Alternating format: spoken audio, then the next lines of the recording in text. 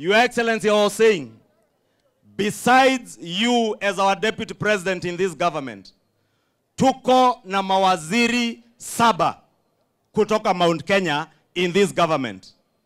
Tuko na PSs moja PSs 15, 15 principal secretaries from this Mount Kenya region. Directors and chairmen of parastatals, hata hatuwezi hesabu, itakuwa ni scandal tukitaja wale tuko nao kutoka hapa Kiambu.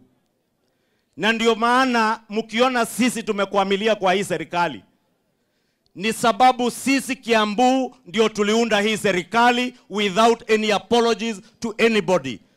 Sisi kura zetu ndio zilikuwa nyingi kabisa of all counties in the Republic of Kenya. Hii watu wa Kiambu ndio walipea William Ruto kura nyingi zaidi. Hii serikali ni yetu.